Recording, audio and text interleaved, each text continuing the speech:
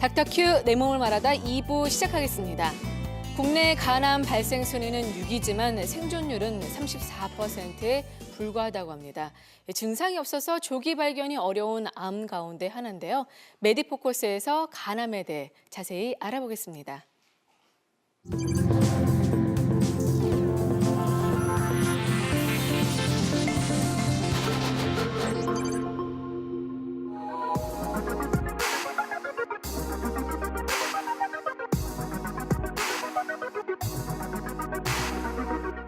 간에 생기는 악성 종양인데요.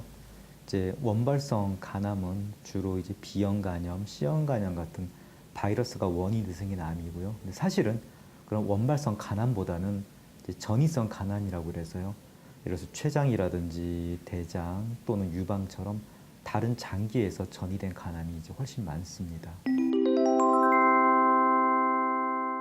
증세라고 하면은 이제 좀 황달이 생기거나 오른쪽 이제 배 쪽으로 좀 통증이 있거나 좀 배가 좀 나오거나 소화가 안 되거나 뭐 이런 증세들이 있을 수 있는데 이런 증세가 나타난 다음에는 좀 치료가 많이 늦습니다. 그래서 이제 간이라는 게 이제 침묵의 장기라는 별명이 있기 때문에 혹시 이제 본인이 간염이라든지 이런 간암을 갖다 유발할 수 있는 원인이 있는 분이라면은 정기적으로 이제 규칙적으로 검진을 하는 것이 제일 중요합니다.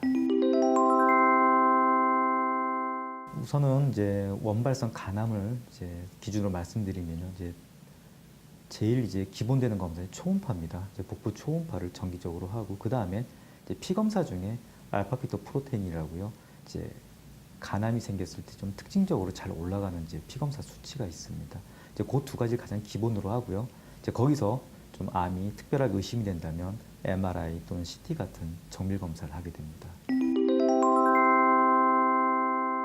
원발성 간암이랑 전이성 간암에 따라서 많이 달라집니다. 원발성 간암일 때는 수술을 할 수 있으면 수술을 하는 게 장기 생존을 기대하기에 가장 좋은 방법인데요. 좀 안타까운 거는 한 15% 정도만 수술을 받을 수가 있고요. 이제 나머지는 이제 수술을 받지 못하게 되는데 수술을 받지 못할 때 제일 많이 하는 치료법이 이제 간동맥 화학 색전술입니다. 이제 하이프는 초음파 열로 암세포를 이제 죽이는 거기 때문에요. 그리고 색전술로 좀 혈류를 줄여주고 항암제를 쓰고 그 다음에 하이프를 같이 했을 때 치료 결과가 제일 좋다고 봅니다. 하이프라는 건 영어 약자인데요. 뜻이 뭐냐면 고강도 집속 초음파 시술이라고 해서요. 초음파를 갖다가 강한 초음파를 한 초점에 모아주면 거기서 강한 열과 진동 에너지가 생깁니다. 이제 이걸로 종양을 치료하는 기술이고요. 또 째거나 꼬매는 게 없기 때문에 좀 몸 상태가 많이 안 좋으신 분들이라든지 꼭 수술을 받을 수 없는 분들한테는 좋은 대안이 될 수가 있습니다. 그 외에 이제 전이성 간암이라고 그래서요. 췌장암이라든지 또는 직장암, 대장암, 뭐 유방암 이런 전이된 간암이 있는데 이럴 때는 전이성 간암은 우리가 이제 전신암이라고 표현을 합니다. 이렇게 전신에 퍼져 있을 때는 이제 수술이 큰 의미가 없기 때문에 기타 어떤 다른 완화 치료들을 많이 하게 되는데요. 특히 항암을 할 때 이제 하이프랑 같이 했을 때 항암이랑 하이프 어떤 시너지 효과가 많이 좋은 사례들이 많이 있습니다. 그래서 항암에만 의존하기보다는 이제 전이성 간암일 때는 하이프랑 같이 하는 게 훨씬 더 결과가 좋을 거라고 생각이 됩니다.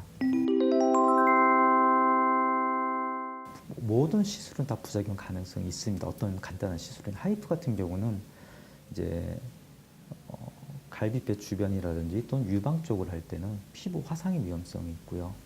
예를 들어서 장이랑 가까운 것, 특히 이제 췌장암 쪽을 할 때는 또는 간도 이렇게 장이랑 붙어있는 부분을 할 때는 장 손상의 우려가 있습니다. 그래서 그건 좀 조심스럽게 경험이 많은 선생님이 하시는 게 좀 더 안전할 것 같습니다.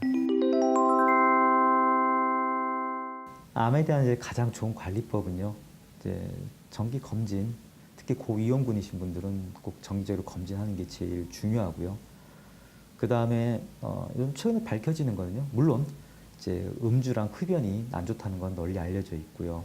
그 다음에 최근에 밝혀진 거는 좀 비만과 암의 상관관계가 좀 많이 밝혀지고 있습니다. 그래서 좀 암에 특히 이제 유방암, 간암 뭐 이런 고위험군 환자분들은 좀 체중을 갖다가 정상 체중을 좀 유지하는 게 좋습니다.